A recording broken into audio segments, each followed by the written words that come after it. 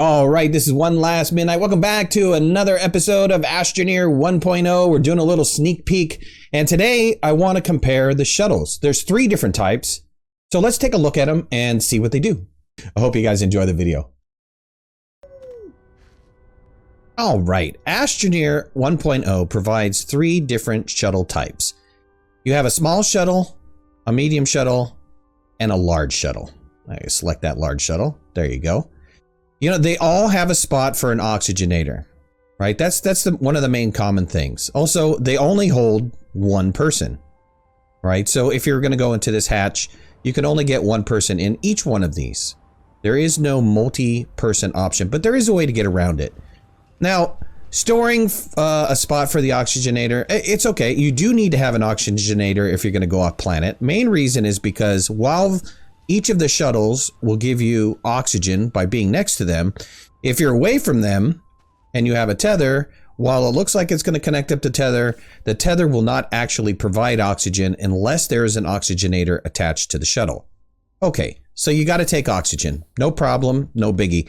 When you build the oxygenator, it's actually small enough to fit on your backpack. So why waste this spot? My suggestion is, don't use that spot for the oxygenator. Stick anything else you want to put on there. Like, hey, why not a large platform B?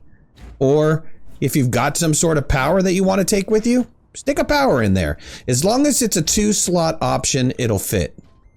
Okay, so that's the main 3 things that are, or the 2 things that are similar on all 3 of these shuttles. Now, what's different? Well, come around the back. The main thing you're going to see is storage space. So the small shuttle has no storage space. You only have that 1 little spot for storage space. And like I said, probably best to stick something other than an oxygenator on the shuttle. Just remember to take it with you. The medium shuttle provides 2 2-slot connections. So you could stick a box, you could stick some sort of power, anything that has a 2-slot connection, you can stick in there as well. If you happen to be playing multiplayer and you only build the medium shuttle, a way to take other people around is just connect up a small rover seat and you can add an additional person on, or 2, you know, so you can have a total of 3 in that ship, in the medium shuttle. Now the large shuttle is slightly different. It provides 2 4-slot connectors, which is kind of interesting because then you could build the large rover seat and connect one of those down, allowing for 4 people to travel in the large shuttle. And you still have room for, I don't know, let's say a large storage, which gives you that additional 4 slots back, 2 4 slots back, excuse me, the 4 2 slots back, and that you can use for anything. Like, so let's say, for example, I want to put my power on there, or I want to put another seat on there, or whatever the case might be. It offers you a wide variety. You can do storage with resources, so on and so forth. This configuration gives you a large amount of storage space if you have multiple people playing. Or, conversely, you could carry even, let's say, a shredder or some other base building part that you don't want to collapse down on this large shuttle. Now, I don't know why you would want to do this. You could easily repack these items into something smaller and carry more of them. But if you did have, let's say, an extra large platform B, which is a huge box, the only way to get it on is to actually use up that entire 4 slots. So if you wanted to take that extra large platform B with you to a new base, this might be the way to go to transport that. Now, another really cool thing about the shuttles is you can pick them up. And this is something new to Astroneer 1.0, but it allows you and gives you the ability to actually pick up and move the shuttles around. So when you land on a planet, put your oxygenator on, move your shuttle around, and that way you can kind of scan the area to find a good location to start your base. The problem with picking the shuttle up is you can't move. But, you know, you can lift it off into the distance, run, let it fall, pick it back up again, do that kind of maneuver over and over again. It's a little bit of a pain to get your shuttle to move around, but it is a good way to get your shuttle moving.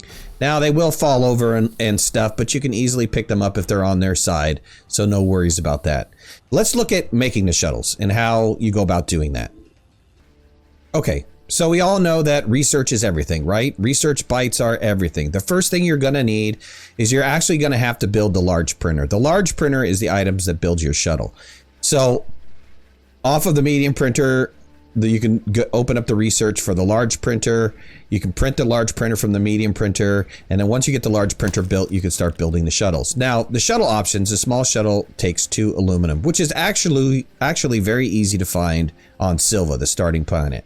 As well as the medium shuttle takes 1 ceramic or 2 ceramic and 1 aluminum alloy. And aluminum alloy is just aluminum and copper combined in the chemistry lab. So you'll need the chemistry lab to be able to make the medium shuttle, but at least you could get the medium shuttle on Silva after you build the chemistry lab.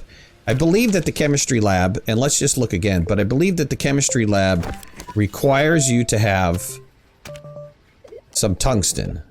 So let's go ahead and just take a quick peek.